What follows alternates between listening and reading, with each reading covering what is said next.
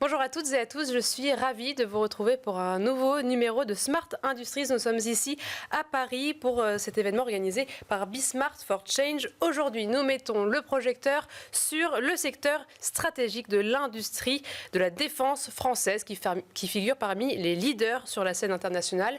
Pourtant, maintenir cette position d'excellence n'est pas une évidence. Le secteur fait face à des défis majeurs. En interne, la transmission des compétences, l'accélération de la recherche et de l'innovation. Sur la scène internationale, une concurrence toujours plus intense dans un contexte bouleversé par la guerre en Ukraine. Nous avons 30 minutes pour décrypter les atouts de ce secteur et les clés pour préserver son leadership. Smart Industries, c'est parti. Pour cela, j'ai le plaisir d'être accompagnée de 3 invités. Marie Desjeux, chargée d'études à la Fabrique de l'Industrie. Merci beaucoup d'être présente. Bonjour. Laurent Cellier, qui est directeur de la propulsion nucléaire à la direction des applications militaires au CEA. Et Axel Nicolas, vous êtes co-directeur de l'Observatoire de la Défense à la Fondation Jean Jaurès. Vous avez travaillé depuis de nombreuses années dans le secteur et vous êtes désormais chez un motoriste. Merci beaucoup à tous les 3 d'être présents pour cette émission sur l'industrie de la défense française. Marie Desjeux, je me tourne vers vous en premier. Est-ce que tout d'abord, vous pouvez nous donner les chiffres clés de l'industrie quels sont par rapport au secteur en France, mais aussi à l'international ? Merci. Alors, l'industrie de défense française, qu'on peut aussi nommer base industrielle et technologique de défense, c'est un ensemble d'entreprises composé de 9 grandes entreprises, dont Dassault, Thales, Naval Group, mais également de 26 000 PME et ETI. Et cet ensemble-là contribue au dynamisme de l'économie française. Tout d'abord parce qu'elle permet de générer des emplois, 200 000 environ, mais aussi parce qu'elle contribue à l'excédent commercial, alors que la balance commerciale française reste déficitaire. C'est-à-dire que la BITD, ça représente 10% des biens manufacturés, que ce soit d'usage civil ou militaire. Donc on voit qu'il y a une importance des exportations de défense française au niveau mondial et cela se traduit par une 2e position de la France au niveau du marché mondial dans les exportations en prenant la moyenne entre 2019 et 2023 et cela est en partie dû au retrait des exportations russes, donc le contexte géopolitique, oui, mais aussi par le succès du matériel de défense française, comme le Rafale ou les sous-marins. On voit les récents contrats qui ont été signés entre la Serbie et la France pour 12 Rafales, ou encore des contrats en fin septembre entre les Pays-Bas et la France pour 4 sous-marins nucléaires d'attaque. Alors comment est-ce que, vous avez donné quelques éléments de réponse, mais comment est-ce que vous expliquez cette position de leader vraiment à l'international de la France ? On explique ces résultats en 2 principaux axes. C'est des axes que j'ai déterminés au fur et à mesure des analyses. Le premier, c'est que c'est une industrie qui se positionne sur du haut de gamme et qui est innovante. Et cela est le résultat d'une volonté politique d'être une armée de premier rang.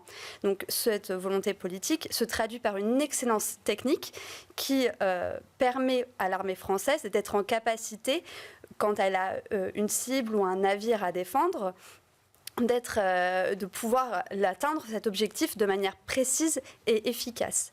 Et le deuxième point de succès, c'est qu'il y a un ensemble d'acteurs, un système d'acteurs qui est moteur pour cette industrie. Et en particulier le rôle de la DGA, donc la Direction Générale de l'Armement, qui a un rôle pivot, qui structure et oriente l'offre industrielle en fonction des besoins réels de l'armée. Et il fait le pont entre l'offre et la demande et permet ainsi une maîtrise industrielle de l'ensemble des chaînes de valeur, mais également de préserver les savoir-faire.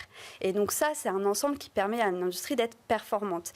Par ailleurs, comme vous l'avez dit, il y a le contexte géopolitique qui compte énormément dans cette industrie et qui influence aussi les résultats de l'industrie de défense française, mais internationale, soit par une augmentation de la commande publique, soit par des contrats pour des relations diplomatiques, puisque c'est la commande publique faite par l'État qui résout de la fabrication de matériel de défense. Enfin, le succès est à relativiser par rapport à l'hégémonie américaine qui reste prégnante. Quand on voit que l'Amérique est le premier exportateur au monde, c'est 38% des exportations mondiales en 2023. Et par ailleurs, il y a une intensification de la concurrence mondiale avec l'apparition de la Corée du Sud, mais aussi de la Turquie, comme nouveaux concurrents. Et enfin, une accélération des innovations technologiques qui est toujours plus rapide. Laurent Célie, Marie Desjeux a parlé justement de cette excellence technique. Est-ce que vous pouvez nous dire, vous, comment vous travaillez au sein de vos programmes pour être toujours en adéquation avec la demande qui évolue beaucoup? Oui, alors les programmes dont j'ai la charge sont les programmes de réacteurs nucléaires qui équipent la Marine nationale, les réacteurs nucléaires de propulsion navale. Donc ils équipent les sous-marins, le porte-avions. Et ce sont ces réacteurs qui apportent au SNLE leur invulnérabilité en leur permettant de ne faire surface que lorsqu'ils rentrent au port pour changer d'équipage, une fois la patrouille de plusieurs mois terminée. Donc l'industrie, pour être en adéquation avec cette demande, est contrainte de savoir en permanence toujours développer et produire ces réacteurs et les cœurs dont on a besoin, et sans dépendre de qui que ce soit. Et dans un calendrier qui est le calendrier précis des cycles opérationnels. Donc on est dans le domaine de la dissuasion, donc aucun retard, aucune hésitation, aucun aléa n'est toléré. Alors pour ce faire, on est obligé d'avoir une industrie souveraine qui sait tout faire par elle-même et qui ne dépend pas d'un fournisseur extérieur, d'un approvisionnement à l'étranger, qui ne dépend pas finalement d'un pays étranger. Donc les résultats sont là et pourraient faire pâlir d'envie le monde du nucléaire civil, puisque ces 5 dernières années, nous avons livré 4 nouveaux réacteurs et nous les avons mis en service. 1 à Cadarache pour le réacteur d'essai et 3 pour les premiers sous-marins nucléaires d'attaque du programme Barracuda.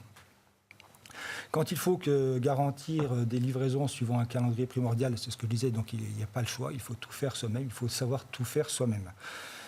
Et je pense que c'est ce qui fait qui rend cette souplesse à l'industrie française de défense, c'est qu'elle sait tout faire en propre.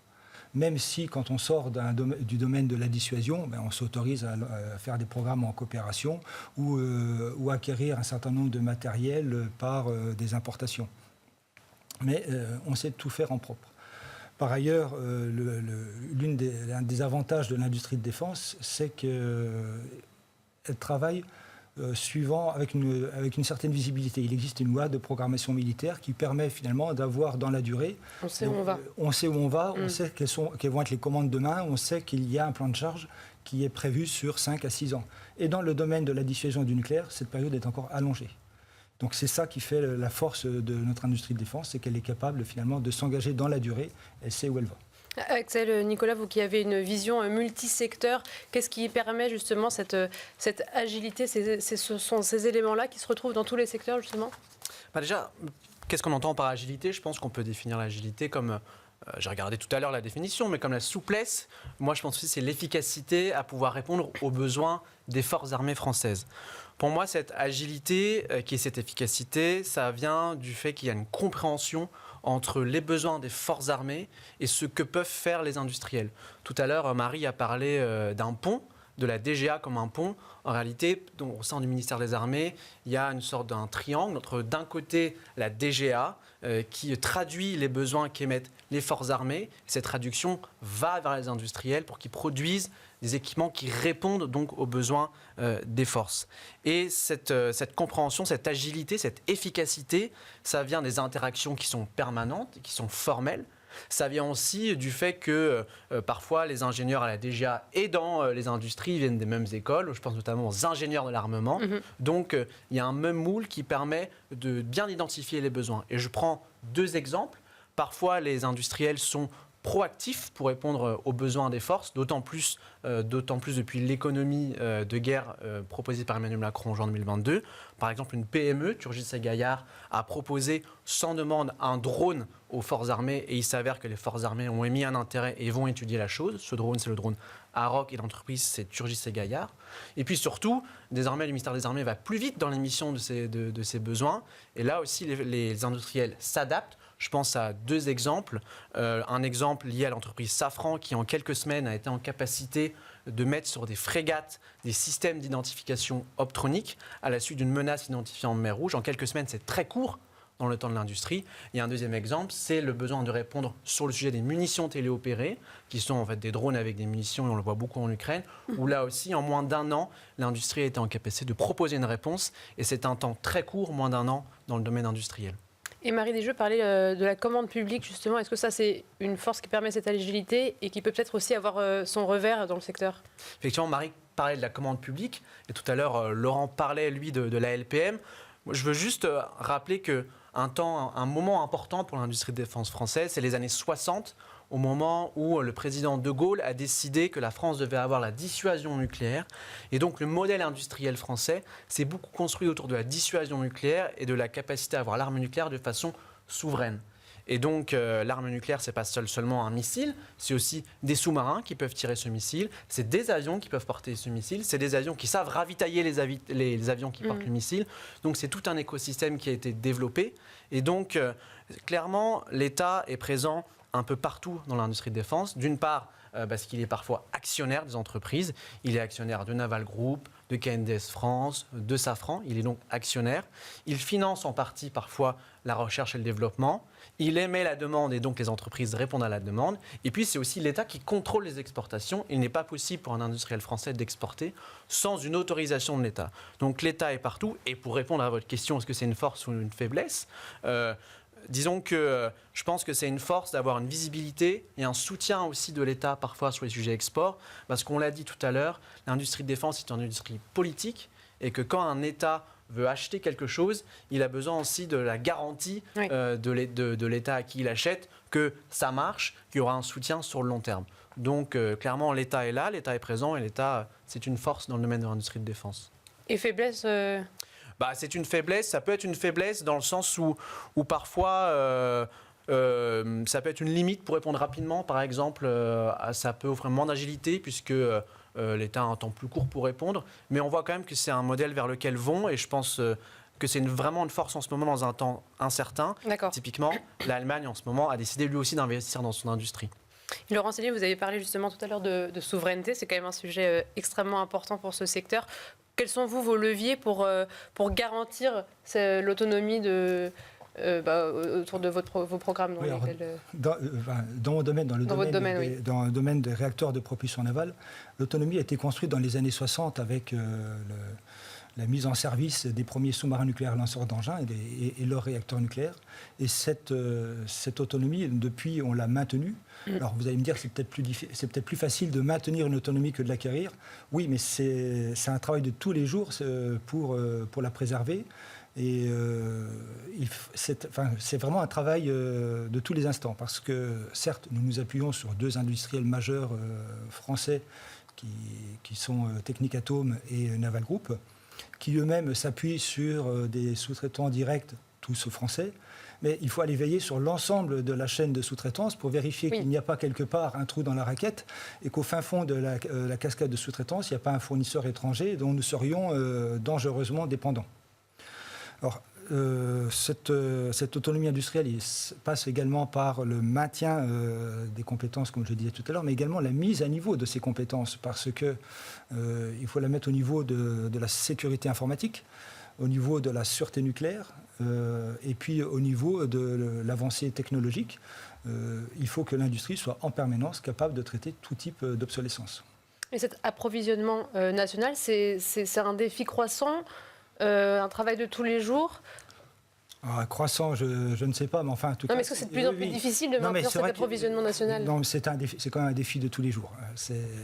Parce qu'il faut veiller que les compétences de l'industrie nationale, comme je disais tout à l'heure, il faut veiller à ce que ça reste, même si notre industrie est restée compétente, il faut veiller à ce qu'elle ne soit pas rachetée, par exemple, par des investisseurs étrangers. C'est un défi économique aussi. Oui, c'est important. Donc on y veille avec la Direction générale de l'armement, puisque régulièrement nous sommes alertés parce que une industrie dont nous avons peut-être besoin risque d'être rachetée par un actionnaire étranger. Et alors nous menons une enquête. Nous regardons si elle travaille pour la propulsion nucléaire, par exemple, et le cas échéant, nous examinons s'il n'existe pas un autre industriel quelque part en France qui est capable de le remplacer. Et puis nous portons cet avis vers les autorités compétentes, à Bercy pour ne pas les citer, et qui alors donnent finalement leur accord pour le rachat ou éventuellement s'y opposent. Et pareil pour les compétences, comment est-ce que vous arrivez à les maintenir ? C'est quand même un sujet qui est très important dans tout secteur industriel. Comment vous faites pour que vraiment ces compétences ne se perdent pas, se conservent Le maintien des compétences, c'est vraiment le sujet crucial. Oui. C'est vraiment vital et donc c'est notre priorité absolue. Il est possible, il n'est pas, enfin, je veux dire, non, il n'est pas possible que notre industrie de demain ne puisse pas être capable de, se renouveler, de réaliser des réacteurs programmes. pour la dissuasion nucléaire. Ce n'est pas possible. Donc pour qu'elle reste compétente, nous travaillons sur 3 problématiques. Tout d'abord, il y a, alors ça paraît bête comme ça, mais il y a la transmission de compétences d'une génération à l'autre. C'est-à-dire que les concepteurs qui ont conçu les systèmes précédents vont partir en retraite, il faut qu'ils soient remplacés. Et il faut que leurs successeurs soient également compétents. Alors pour ce faire, ce qu'on fait, c'est qu'il faut un programme majeur. Un gros programme, à un moment donné, régulièrement espacé, qui rassemble les 2 générations. Donc les programmes sont pensés avec ce facteur-là. Exactement. Il faut qu'il y ait une passation de témoins sur un gros programme dans lequel on peut faire travailler l'ancienne génération de manière concomitante avec la nouvelle génération. C'est ce qui a été fait dans les années 90 avec le porte-avions Charles de Gaulle. C'est ce qui est en train d'être fait aujourd'hui avec le porte-avions de nouvelle génération. Ça, c'est le premier point. Deuxième point, il faut une certaine continuité dans les programmes de propulsion nucléaire, puisque c'est le secteur qui m'intéresse. Et cette continuité, ça veut dire qu'il y a des programmes régulièrement espacés pour que les gros chantiers d'intégration qui sont à Nantes, Indrette, chez Naval Group ou à Cherbourg pour l'intégration des navires voient leur activité finalement continue et que les gens ne quittent pas les chantiers pour aller faire autre chose entre-temps. Et puis le troisième point, ça concerne non pas les gros ensembliers mais les petits sous-traitants qui, eux, n'ont pas forcément de nous pour vivre. Donc, si on arrête de leur donner une activité pendant quelques temps, ils vont passer à autre chose et ils vont perdre les compétences qu'ils avaient développées pour répondre à nos besoins. Donc ça, c'est une vigilance. Ça, il faut veiller. Donc ce qu'on a chez les grands ensembliers, une continuité de programme, chez eux, il faut une continuité d'activités qui sont des développements, des productions de série, puis après des productions pour les activités pour les produits de rechange. Et c'est d'autant plus facile si on arrive à faire ça, qu'ils sont intéressés de travailler pour nous, puisque nous les tirons vers le haut avec nos exigences de performance et de qualité. Mario Draghi a publié son rapport sur le futur de la compétitivité européenne en septembre dernier, avec quelques éléments justement sur le secteur de la défense européenne. Il axe son constat sur le manque de R&D, de développement en R&D. Est-ce que c'est quelque chose qui pourrait mettre en péril la compétitivité de cette industrie en France ? Alors oui, Mario Draghi a fait un portrait plutôt alarmant sur la compétitivité industrielle européenne et il a fait tout un axe sur l'industrie de défense européenne en mettant en avant des écarts d'investissement pour la défense européenne, mais aussi pour la R&D en matière de défense. Et dans cet écart d'investissement, on constate que les États-Unis dépensent 3 fois plus que la France. C'est-à-dire que les investissements en matière de défense états-unienne, c'est environ 3% du PIB, alors que pour l'Union européenne, c'est à peine 1,5% du PIB. Mais ce n'est pas le seul facteur qui pourrait pénaliser ou fragiliser une industrie de défense européenne. Il y a d'autres facteurs, comme le morcellement de l'industrie, une absence de standardisation, mais aussi une absence de préférence européenne. Quand je parle de morcellement de l'industrie de défense européenne, c'est quand on regarde le type de système, les nombres de types de systèmes différents. Par exemple, pour les chars de combat d'attaque, il y a environ 14 à 17 chars de combat différents, alors qu'il y en a seulement un seul pour les États-Unis. Et en parlant de préférence européenne, c'est quand on regarde les investissements faits par des pays européens à destination, ils ont bénéficié à 80% à des fournisseurs non européens. Et ça pose quand même question sur l'organisation industrielle européenne en matière de défense. Est-ce qu'il y a des recommandations qui ont été faites pour répondre à ces faiblesses ? Oui, il y a des recommandations qui ont été faites, donc ils plaident pour davantage d'efforts collectifs en termes d'investissement, pour reprendre les investissements R&D, mais aussi d'achats conjoints, de plus de coopération. pour stimuler la capacité industrielle, parce que bien que Axel nous ait dit qu'on était capable de répondre dans des temps records, quand on constate qu'il y a des contrats entre la Corée du Sud et la Pologne qui ont été signés pour l'armement de polonais, c'est en partie le résultat des problèmes d'approvisionnement et de flexibilité de l'industrie européenne de défense. Et donc, il faut pouvoir avoir une capacité industrielle plus efficace et plus agile et plus rapide.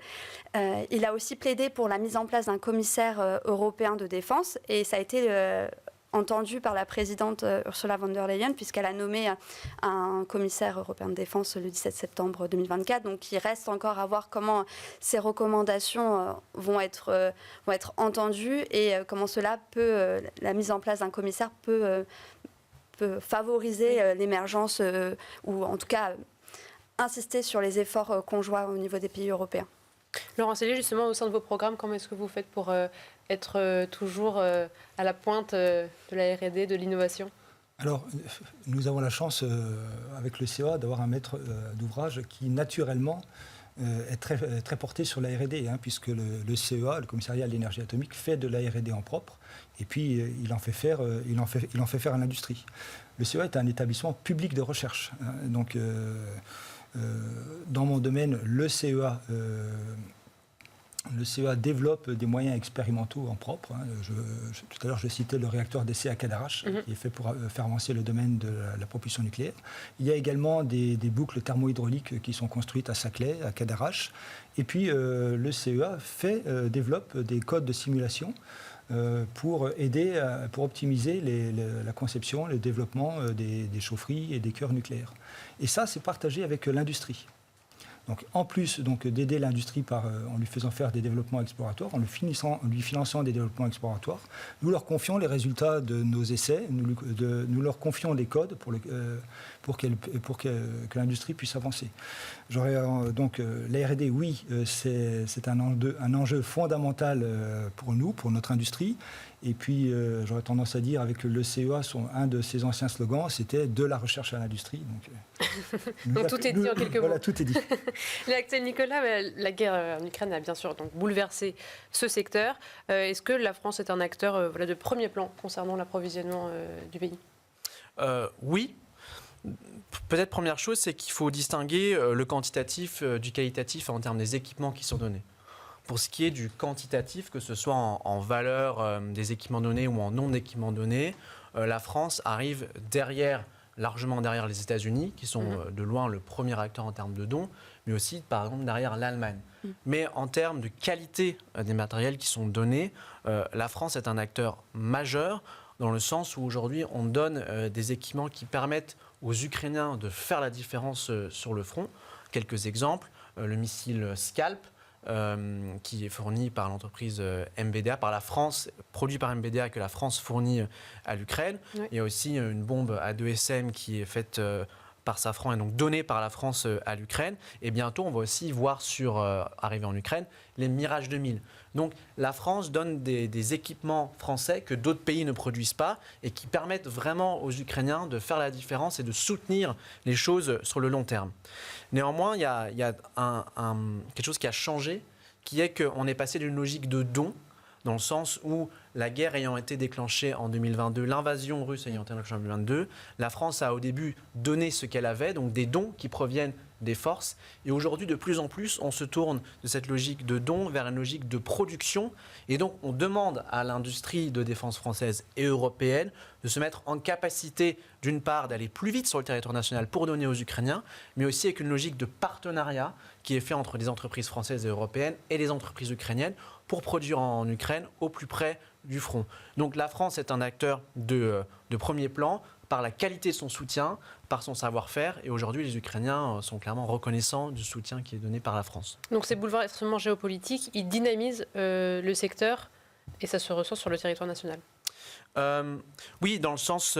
alors, je fais attention, vraiment, le mot dynamique au sens propre du terme, dans le sens où personne dans l'industrie de défense française aujourd'hui ne se réjouit de ce qui se passe et de devoir soutenir un conflit sur le territoire européen. Mais oui, clairement, il y a une dynamique économique pour l'industrie de défense en France qui se ressent sur les territoires, parce que tout à l'heure, Marie l'a dit, mais effectivement, l'industrie de défense française, c'est 200 000 emplois dans beaucoup de régions françaises avec des bassins d'emploi très identifiés. Je pense à Brest, ou Cherbourg, ou Toulon pour ce qui est de l'aspect naval, Roanne ou Bourges pour l'industrie de défense terrestre, ou encore le Grand Sud-Ouest avec Toulouse et Bordeaux pour l'industrie aéronautique. Donc cette hausse de la demande, effectivement, se traduit dans les territoires, dans les industries, dans les territoires. Et donc, ces bouleversements économiques, effectivement, dynamisent le secteur. Et est-ce qu'on pourra pérenniser cet élan et donc penser sans forcément être toujours en réaction avec un bouleversement géopolitique ? Dans le sens, l'une des forces de la France, dans les années 90, à la suite de la fin de la guerre froide, il y a eu une chute des budgets de défense nationaux parce qu'il y a eu ce qu'on appelle les dividendes de la paix. Donc beaucoup de pays ont baissé leurs dépenses de défense.